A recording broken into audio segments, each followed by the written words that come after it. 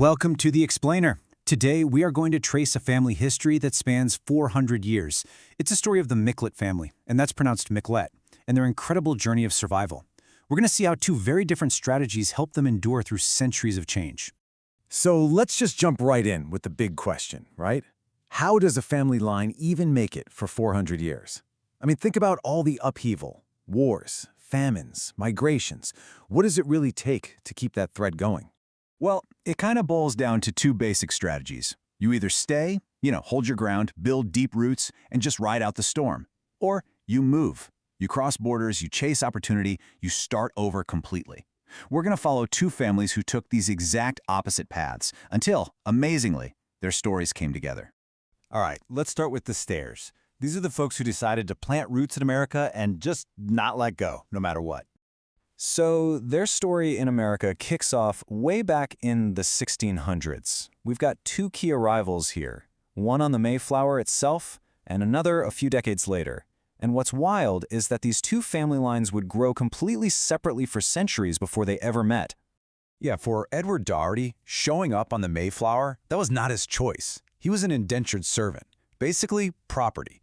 He landed in Plymouth Colony and was immediately hit with disease, starvation, just a brutal fight for survival. But the key thing here, he didn't give up. He stayed. He endured. Now, the Hoffmans had a pretty different story. They showed up a bit later, moved inland, and found this incredible piece of fertile land in the Hudson Valley. They set up a farm, and that family became so deeply rooted there. I mean, generation after generation just stayed put, becoming part of the landscape itself. Okay, so now let's switch gears and meet our second family, the Movers. This is the Miclette family, and their story starts not with arriving somewhere new, but with why they had to leave everything they'd ever known. So picture this. It's France in the 1720s. The world is just tightening. There are more people, but the land isn't getting any bigger. Farms are being split into smaller and smaller pieces.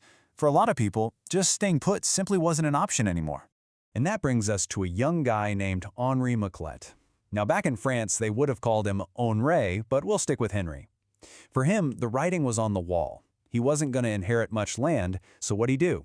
He joined the army. And that decision sent him all the way across the Atlantic to what was then called New France. So how does a soldier become a settler? Well, for Henry, it was all about marriage. In 1751, he marries Marie Anne Chabot, a woman who was actually born in the colony. And that one act completely changed his life. He wasn't just a soldier stationed there anymore. He was family. He was now tied to this new land, to its people. This is where things get really interesting. Because now we have these two families on opposite sides of what's about to become a border, and they both face these massive, world-changing upheavals. Okay, look at this. You've got the Hoffmans down in New York, right in the middle of the American Revolution.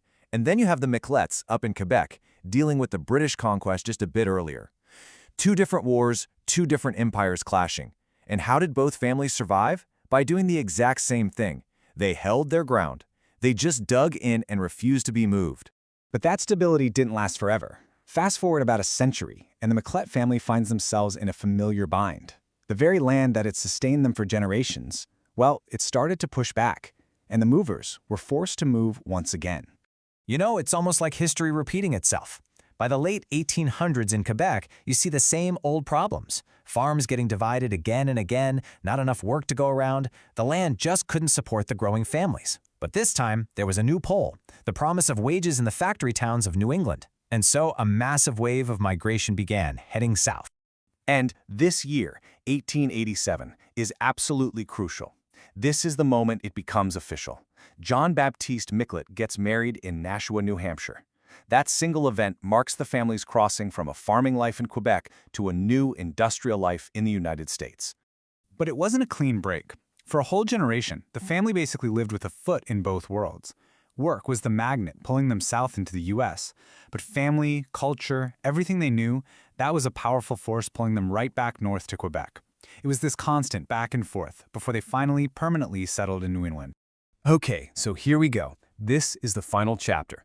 This is where these two long, separate histories, the Stairs and the Movers, are finally going to meet. Two streams about to become one river.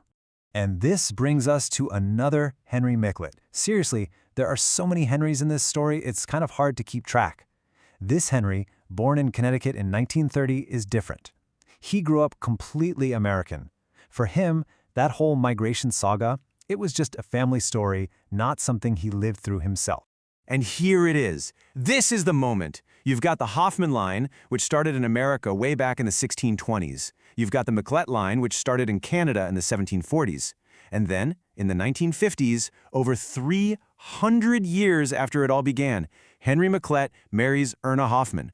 One wedding in Connecticut finally brings these two epic journeys together.